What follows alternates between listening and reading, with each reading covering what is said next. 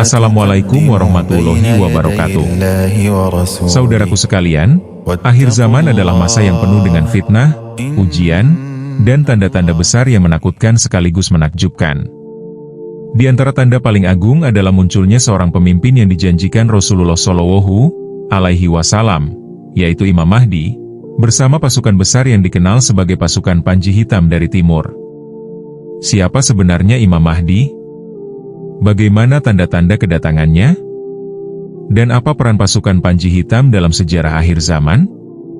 Mari kita simak kisah lengkapnya, agar kita bisa mengambil hikmah dan mempersiapkan diri menghadapi fitnah-fitnah besar yang sedang dan akan terjadi. Banyak riwayat dalam Islam menjelaskan bahwa sebelum munculnya Imam Mahdi, kondisi dunia akan dipenuhi dengan berbagai fitnah dan kekacauan yang membuat manusia kebingungan. Fitnah-fitnah ini bukan hanya berupa konflik fisik seperti peperangan, tetapi juga fitnah dalam bentuk akidah, moral, hingga peradaban.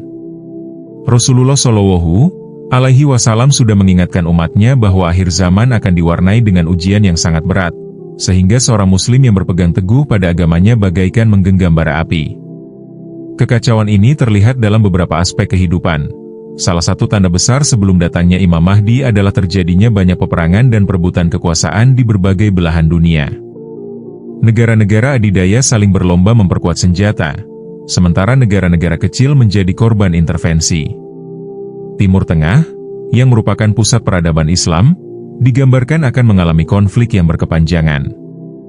Dalam beberapa hadis disebutkan bahwa akan ada perselisihan di sekitaran Syam, wilayah Suriah dan sekitarnya, Irak, hingga Hijaz. Peperangan ini tidak hanya memakan korban jiwa, tetapi juga meninggalkan kehancuran yang membuat manusia semakin menderita. Situasi ini digambarkan seperti tidak ada negeri yang benar-benar aman, dan umat manusia seolah hidup dalam ketakutan. Selain konflik politik, tanda yang sangat nyata adalah kerusakan moral. Rasulullah Shallallahu Alaihi Wasallam bersabda bahwa menjelang kiamat, orang-orang yang dulunya jujur akan dianggap pendusta, sementara para pendusta akan dipandang sebagai orang terpercaya. Banyak pemimpin yang lebih mementingkan kepentingan pribadi daripada rakyatnya, dan orang-orang yang berilmu akan dilupakan sementara orang yang tidak layak justru diangkat menjadi panutan. Fenomena ini bisa kita lihat dengan maraknya budaya hedonisme, ketidakpedulian sosial, hingga kerusakan akhlak yang ditunjukkan secara terang-terangan. Hal-hal yang dulunya dianggap aib, di akhir zaman justru dipertontonkan tanpa rasa malu. Banyak riwayat yang menyebutkan bahwa sebelum kedatangan Imam Mahdi, kaum muslimin akan mengalami masa yang sangat berat.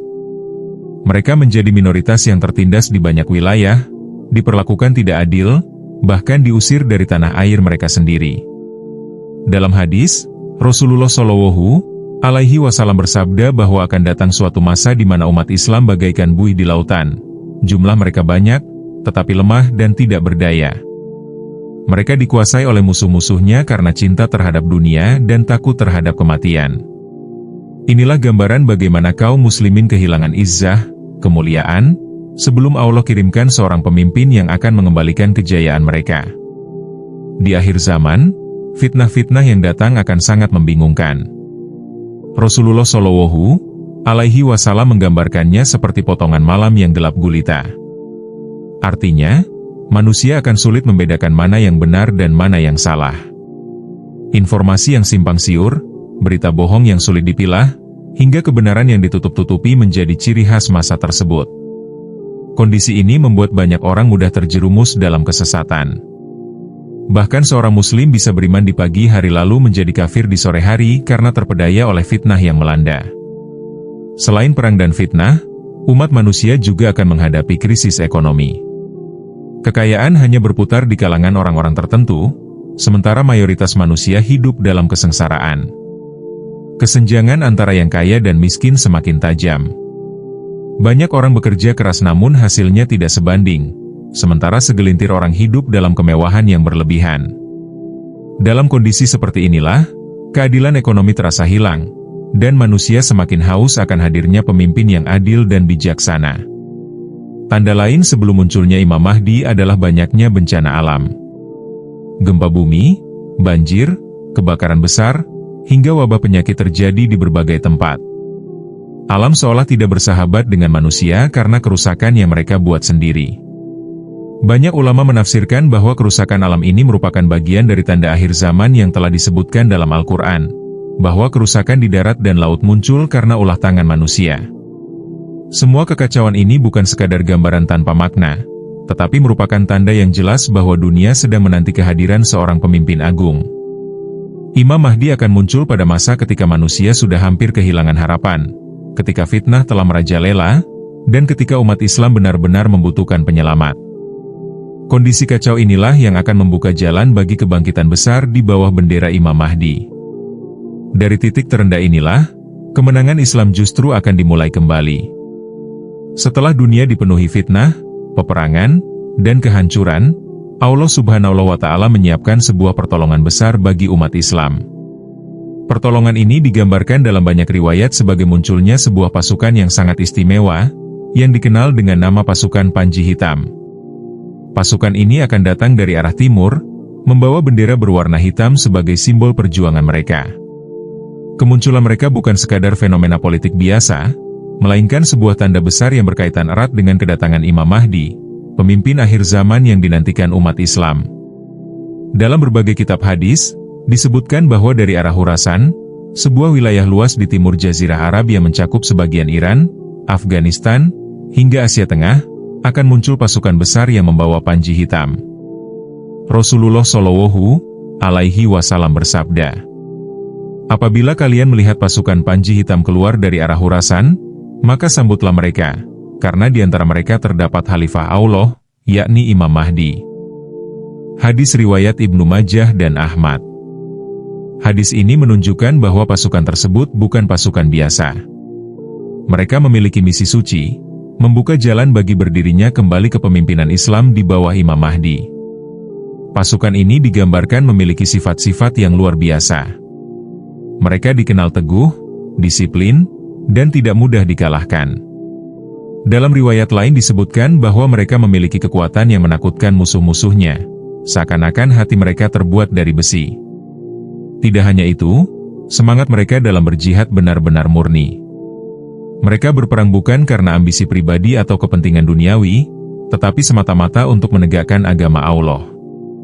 Mereka menolak kezaliman, melawan para tiran, dan berjuang demi tegaknya keadilan. Kemunculan pasukan ini akan menjadi berita besar yang mengguncang dunia. Dari timur, mereka akan bergerak dengan konsistensi dan kekuatan yang tidak bisa dibendung. Dimanapun mereka melewati wilayah, akan terlihat tanda-tanda perubahan besar. Riwayat menyebutkan bahwa mereka akan menaklukkan banyak negeri, hingga akhirnya menuju ke arah Hijaz dan Makkah, tempat Imam Mahdi akan muncul. Perjalanan mereka seakan menjadi gelombang besar yang tidak bisa dihentikan, karena Allah Subhanahu wa Ta'ala sendiri yang menolong perjuangan mereka. Pasukan Panji Hitam memiliki misi utama, mencari dan mendukung Imam Mahdi. Mereka tidak datang untuk merebut kekuasaan bagi diri mereka sendiri, tetapi untuk menyerahkan kepemimpinan kepada seorang pemimpin yang dijanjikan oleh Allah dan Rasul-Nya. Ketika Imam Mahdi muncul di Makkah, pasukan ini akan berbayat kepadanya dan menjadikannya pemimpin mereka. Inilah momen penting yang menjadi titik balik sejarah, di mana kekuatan Islam kembali bersatu di bawah satu bendera. Kenapa panji mereka berwarna hitam? Para ulama menafsirkan bahwa warna hitam merupakan simbol ketegasan, kekuatan, dan kebangkitan. Di masa Rasulullah Shallallahu Alaihi Wasallam, beliau pernah mengibarkan panji berwarna hitam yang disebut Al-Uqab dalam beberapa peperangan. Dengan demikian, pasukan Panji Hitam bukan hanya pasukan fisik, tetapi juga membawa simbolis kebangkitan Islam yang agung, kebangkitan yang akan mengguncang dunia setelah lama berada dalam masa kehinaan. Tentu saja, munculnya pasukan ini tidak akan disambut dengan senyuman oleh para penguasa dunia. Banyak pihak, baik dari kalangan kafir maupun munafik, akan merasa terancam dengan kekuatan mereka. Fitnah dan propaganda akan diarahkan untuk menjatuhkan citra pasukan ini. Namun, riwayat menyebutkan bahwa tidak ada yang mampu mengalahkan mereka. Setiap musuh yang menghadang akan hancur, karena Allah Subhanahu wa Ta'ala berada di pihak mereka. Inilah yang membuat kemunculan mereka begitu ditakuti. Pasukan Panji Hitam ibarat angin segar setelah masa panjang penuh kehinaan. Mereka menjadi tonggak awal kebangkitan Islam, dan menjadi tentara yang akan menyertai Imam Mahdi dalam perjuangan besar menegakkan keadilan di seluruh dunia. Ketika mereka bersatu dengan Imam Mahdi, kekuatan umat Islam akan benar-benar kembali. Tidak ada lagi yang bisa menghentikan arus kebangkitan ini. Mereka akan menjadi saksi dari janji Allah bahwa Islam akan kembali berjaya sebagaimana pada masa awalnya. Kemunculan pasukan Panji Hitam dari arah timur adalah salah satu tanda besar menjelang hadirnya Imam Mahdi. Mereka bukan sekadar tentara biasa, tetapi pasukan pilihan yang Allah siapkan untuk mengawal sejarah besar akhir zaman. Dengan keberanian, keteguhan, dan keimanan mereka, dunia akan melihat bagaimana keadilan ditegakkan kembali. Mereka datang untuk menuntun umat menuju Imam Mahdi, pemimpin yang dijanjikan, dan membuka jalan bagi kemenangan Islam yang telah lama dinantikan. Setelah kita membicarakan tentang munculnya pasukan Panji Hitam dari arah timur, kini saatnya kita memahami siapa sosok yang sebenarnya menjadi pusat dari seluruh peristiwa ini, Imam Mahdi. Dialah pemimpin yang dijanjikan, seorang manusia pilihan yang akan memimpin umat Islam menuju kejayaan di akhir zaman. Kehadiran Imam Mahdi bukan sekadar tokoh politik atau militer, melainkan pemimpin spiritual sekaligus penyelamat yang ditakdirkan Allah untuk mengembalikan keadilan di muka bumi. Beliau adalah figur yang benar-benar dicintai Allah, dan kelak juga akan dicintai manusia karena keadilan, kearifan, serta kasih sayangnya kepada umat. Imam Mahdi adalah keturunan Nabi Muhammad SAW melalui jalur Fatimah Az-Zahra, putri Rasulullah. Dalam banyak hadis, Rasulullah SAW menegaskan bahwa Mahdi berasal dari keluarganya. Rasulullah bersabda, "Al-Mahdi berasal dari keturunanku, dari anak Fatimah." Hadis riwayat Abu Daud dan Ibnu Majah. Beliau akan bernama Muhammad bin Abdullah, nama yang sama dengan kakeknya, Nabi Muhammad SAW. Hal ini menjadi tanda yang jelas bahwa sosok ini bukan tokoh sembarangan, melainkan keturunan langsung dari keluarga Rasulullah yang suci. Imam Mahdi bukan hanya memiliki garis keturunan mulia, tetapi juga sifat-sifat yang istimewa. Riwayat menyebutkan bahwa beliau adalah sosok yang adil, bijaksana, rendah hati, namun tegas terhadap kebatilan. Beliau akan memimpin dengan penuh kasih sayang, memperhatikan rakyat kecil, membela yang lemah, dan menegakkan keadilan tanpa pandang bulu.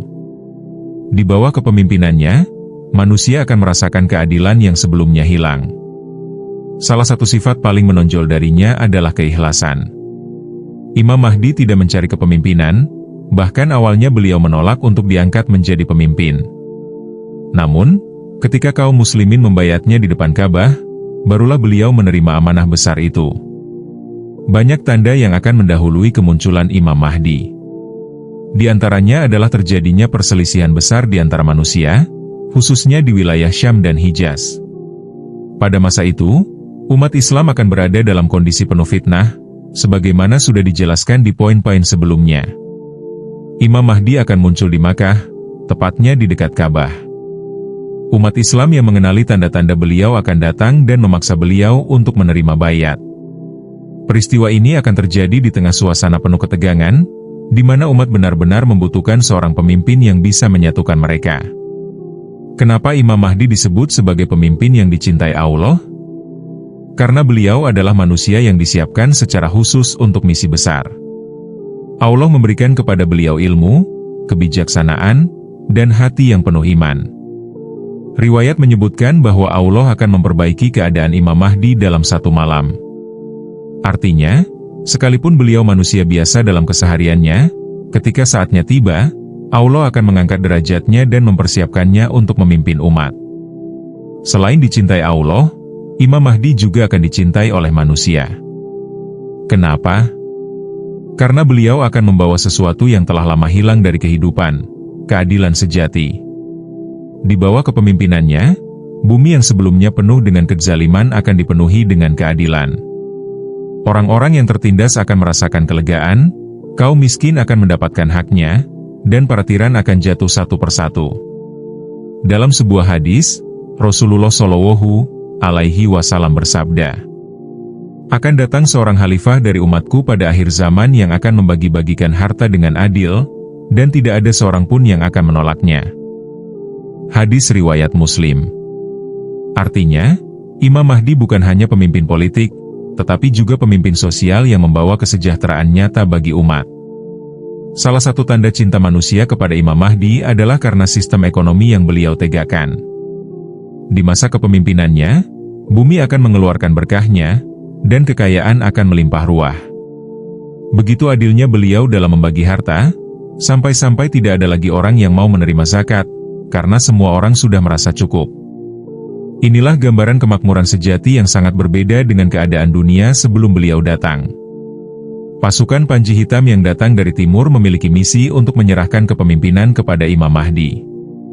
Ketika mereka menemukan beliau di Makkah, mereka akan berbayat kepadanya dengan penuh kerelaan. Momen ini adalah titik balik sejarah, di mana kekuatan besar umat Islam mulai bersatu kembali di bawah satu kepemimpinan. Imam Mahdi yang awalnya tidak dikenal, tiba-tiba menjadi pusat perhatian dunia karena dukungan pasukan pilihan Allah. Dengan kepemimpinan Imam Mahdi, umat Islam akan mengalami kemenangan demi kemenangan. Musuh-musuh Islam yang selama ini menindas akan hancur satu persatu. Kejayaan Islam yang pernah ada pada masa Rasulullah Shallallahu Alaihi Wasallam dan Khulafaur Rasyidin akan kembali, bahkan lebih luas dan lebih kuat. Imam Mahdi bukan sekadar pemimpin duniawi, tetapi juga pembawa rahmat dan keadilan bagi seluruh manusia. Inilah yang membuat beliau dicintai, bukan hanya oleh kaum muslimin, tetapi juga oleh banyak orang yang merindukan keadilan. Imam Mahdi adalah pemimpin yang dijanjikan, sosok yang dicintai Allah dan manusia. Beliau berasal dari keturunan Nabi Muhammad Shallallahu Alaihi Wasallam, memiliki sifat adil, bijaksana, dan rendah hati. Beliau muncul di tengah fitnah besar, lalu membawa keadilan yang merata di seluruh bumi. Pasukan Panji Hitam hanya membuka jalan, sementara Imam Mahdi lah yang menjadi pusat dari kebangkitan ini. Dengan dukungan umat dan pertolongan Allah, beliau akan menegakkan kembali kejayaan Islam di akhir zaman. Peristiwa yang paling penting dalam perjalanan munculnya Imam Mahdi adalah penyerahan kepemimpinan di Makkah. Inilah momen puncak yang menandai dimulainya babak baru bagi umat Islam di akhir zaman. Sebelum sampai pada tahap ini, dunia sudah berada dalam keadaan kacau, penuh fitnah dan peperangan. Pasukan Panji Hitam dari timur telah muncul dengan kekuatan besar, tetapi mereka tidak mencari kejayaan untuk diri mereka sendiri. Mereka hanya menunggu datangnya seorang pemimpin sejati yang dijanjikan Rasulullah Shallallahu Alaihi Wasallam, Imam Mahdi. Makkah adalah kota suci, tempat turunnya wahyu pertama, rumah Ka'bah yang menjadi kiblat umat Islam di seluruh dunia. Tidak mengherankan jika penyerahan kepemimpinan Imam Mahdi terjadi di sana. Riwayat menyebutkan bahwa Imam Mahdi akan muncul di Makkah, tepatnya di dekat Ka'bah. Umat Islam dari berbagai penjuru akan datang dan memaksanya untuk menerima baiat sebagai pemimpin. Peristiwa ini menunjukkan bahwa kepemimpinan beliau bukan hasil perebutan kekuasaan, melainkan amanah langsung dari Allah melalui dukungan umat. Salah satu ciri khas Imam Mahdi adalah kerendahan hatinya. Beliau bukan orang yang haus kekuasaan. Bahkan, ketika orang-orang mengenali dirinya sebagai sosok yang dijanjikan dan hendak membayatnya, Imam Mahdi justru menolak. Dalam riwayat disebutkan bahwa Imam Mahdi akan berusaha bersembunyi dari manusia, tidak ingin menjadi pusat perhatian. Namun, umat Islam yang sudah yakin dengan tanda-tandanya akan tetap mengejarnya, hingga akhirnya mereka berhasil membayat beliau di antara Hajar Aswad dan makam Ibrahim. Momen ini begitu dramatis. Seorang pemimpin agung yang awalnya tidak menginginkan kekuasaan, akhirnya menerima amanah besar karena umat benar-benar membutuhkannya. Baiat kepada Imam Mahdi akan berlangsung di depan Ka'bah, pusat ibadah umat Islam. Hal ini bukan kebetulan, tetapi memiliki makna yang sangat dalam. Ka'bah adalah simbol tauhid, simbol persatuan umat Islam, dan simbol keagungan Allah. Dengan berlangsungnya baiat di sana, dunia seakan disaksikan oleh langit dan bumi bahwa Imam Mahdi adalah pemimpin yang sah. Baiat ini bukan sekadar pengangkatan politik, melainkan sebuah peristiwa spiritual yang penuh berkah. Rasulullah Shallallahu Alaihi Wasallam bersabda, Al-Mahdi akan dibaiat di antara rukun, Hajar Aswad, dan makam Ibrahim. Hadis riwayat Abu Dawud. Ketika baiat ini terjadi, pasukan Panji Hitam yang datang dari timur juga akan bergabung. Mereka datang bukan untuk merebut kekuasaan, melainkan untuk menyerahkan kepemimpinan kepada Imam Mahdi. Mereka menjadi pelindung, pengawal, dan tentara pertama yang berjuang di bawah kepemimpinan Imam Mahdi. Kehadiran mereka memberikan kekuatan luar biasa, karena pasukan ini terkenal tangguh, disiplin, dan tidak terkalahkan.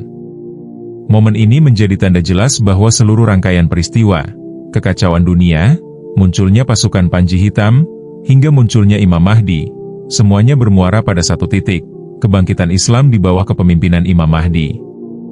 Peristiwa Baiat di Makkah bukanlah hal kecil. Dunia internasional akan segera mengetahuinya, terutama para penguasa zalim yang selama ini menindas umat Islam.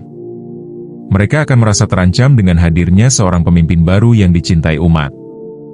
Riwayat menyebutkan bahwa ketika Imam Mahdi dibayat, pasukan besar akan dikirim dari arah Syam untuk menghancurkannya. Namun, Allah menunjukkan kekuasaannya, pasukan itu akan ditelan bumi di daerah Baida, sebuah tempat di antara Makkah dan Madinah. Peristiwa ini semakin menguatkan keyakinan umat bahwa Imam Mahdi benar-benar pemimpin yang dijanjikan Allah, karena pertolongannya datang secara nyata. Baiat di Makkah adalah titik awal kebangkitan besar umat Islam.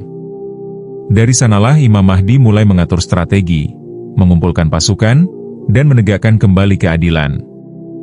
Beliau akan memimpin umat menuju kemenangan demi kemenangan.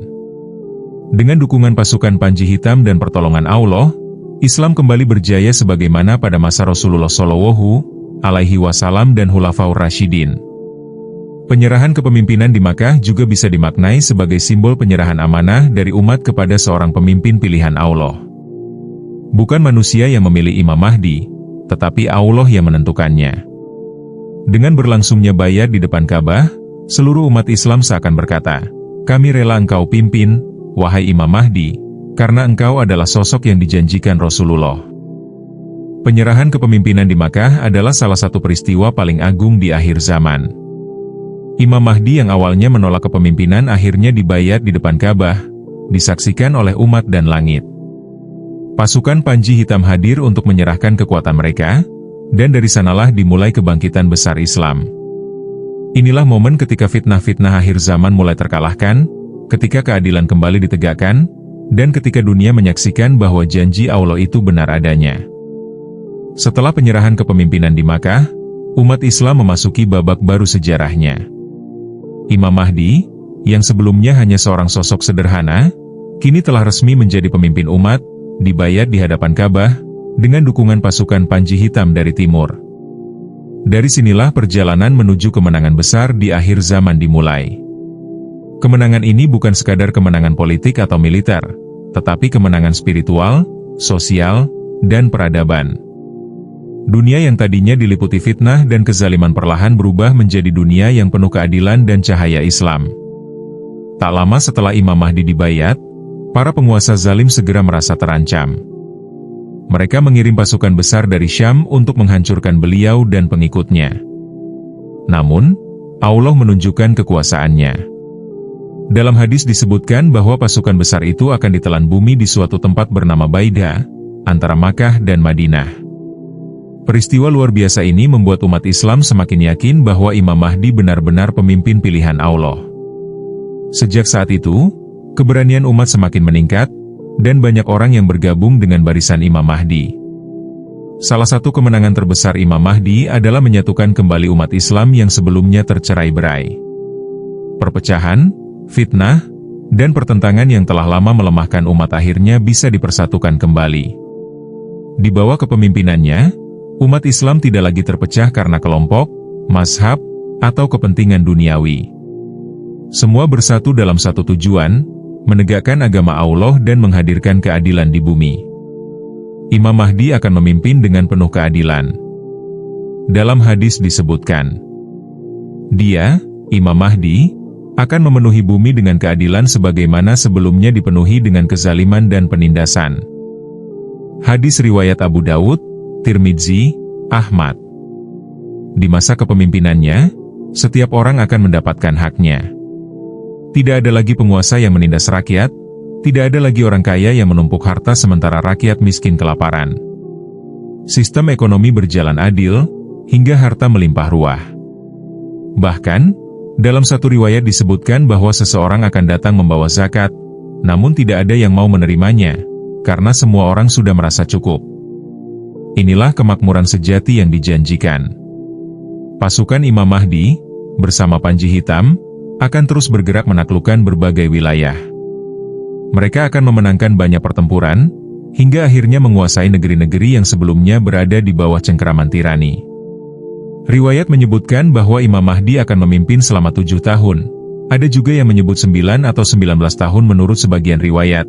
Dan selama masa itu Islam akan mencapai kejayaan yang belum pernah dirasakan sebelumnya sejak masa Khulafaur Rasyidin. Banyak negeri akan berada di bawah kepemimpinannya, dan kekuatan besar dunia tidak akan mampu menghentikan arus kebangkitan ini. Salah satu fase penting dari kemenangan akhir zaman adalah turunnya Nabi Isa AS dari langit. Ketika Dajjal muncul dan menyebarkan fitnah besar, Imam Mahdi akan memimpin pasukan muslimin melawannya. Namun, Allah menakdirkan bahwa yang akan membunuh Dajjal adalah Nabi Isa AS. Beliau turun dari langit, lalu bergabung dengan Imam Mahdi dan kaum muslimin. Peristiwa ini menjadi simbol persatuan besar antara umat Islam dan pengikut setia Nabi Isa yang lurus. Imam Mahdi tetap menjadi pemimpin umat Islam, sementara Nabi Isa berperan sebagai sosok yang mendukung dan meneguhkan kepemimpinan beliau. Keduanya akan membawa dunia menuju puncak kejayaan dan keadilan. Di bawah kepemimpinan Imam Mahdi dan dengan kehadiran Nabi Isa AS, bumi akan dipenuhi dengan kedamaian. Tidak ada lagi perang antar sesama muslim, tidak ada lagi kezaliman yang menindas rakyat. Kekayaan alam akan melimpah, bumi akan mengeluarkan berkahnya, dan hujan akan turun dengan teratur. Hewan-hewan pun hidup damai, hingga disebutkan bahwa serigala tidak lagi menyerang kambing, dan anak-anak bisa bermain dengan ular tanpa takut digigit. Gambaran ini menunjukkan betapa dunia akan berubah secara total, dari keadaan kacau penuh fitnah menjadi dunia yang penuh ketenangan. Kemenangan besar ini membuat Imam Mahdi dicintai oleh seluruh umat manusia. Beliau bukan hanya pemimpin politik, tetapi juga pemimpin spiritual yang membawa rahmat bagi seluruh manusia. Keadilan dan kasih sayangnya membuat semua orang merasa tenteram. Beliau menjadi contoh nyata bagaimana seorang pemimpin sejati seharusnya memimpin, dengan amanah, keikhlasan, dan keberanian menegakkan kebenaran. Setelah memimpin selama beberapa tahun, Imam Mahdi akhirnya wafat. Namun, warisan kepemimpinannya akan tetap dikenang sepanjang masa. Beliau meninggalkan dunia yang penuh keadilan, dunia yang telah diselamatkan dari fitnah besar, dan dunia yang telah dipersiapkan untuk masa-masa selanjutnya. Walaupun kepemimpinannya bersifat sementara, pengaruh Imam Mahdi akan abadi. Beliau adalah bukti nyata bahwa janji Allah selalu benar, bahwa pertolongan Allah datang ketika umat sudah hampir putus asa, dan bahwa keadilan akan selalu menang pada akhirnya. Kemenangan besar di akhir zaman adalah klimaks dari seluruh perjalanan Imam Mahdi. Dari kekacauan dunia, munculnya pasukan Panji Hitam, Bayat di Makkah, hingga peperangan melawan musuh-musuh Islam, semua berujung pada kejayaan Islam yang dijanjikan. Dengan keadilan, kemakmuran, dan kedamaian yang beliau bawa, Imam Mahdi membuktikan bahwa Islam adalah rahmat bagi seluruh alam. Dan dengan turunnya Nabi Isa AS, kemenangan ini semakin sempurna. Inilah akhir cerita besar tentang Imam Mahdi dan pasukan Panji Hitam, sebuah perjalanan yang penuh fitnah, perjuangan, dan akhirnya berakhir dengan kemenangan agung yang menyinari seluruh dunia. Demikianlah kisah tentang tanda-tanda kedatangan Imam Mahdi bersama pasukan Panji Hitam. Dari kekacauan dunia, munculnya pasukan pilihan Allah, hingga penyerahan Bayat di Makkah dan kemenangan besar yang dijanjikan. Semuanya adalah tanda bahwa janji Allah itu pasti benar. Sebagai umat Islam, tugas kita bukanlah menebak-nebak kapan Imam Mahdi akan datang, melainkan memperbaiki diri, memperkuat iman, dan selalu berpegang teguh pada Al-Quran dan Sunnah. Karena hanya dengan itu kita akan selamat dari fitnah akhir zaman. Wallahu a'lam bishawab. Semoga kita termasuk orang-orang yang istiqomah hingga akhir hayat. Wassalamualaikum warahmatullahi wabarakatuh.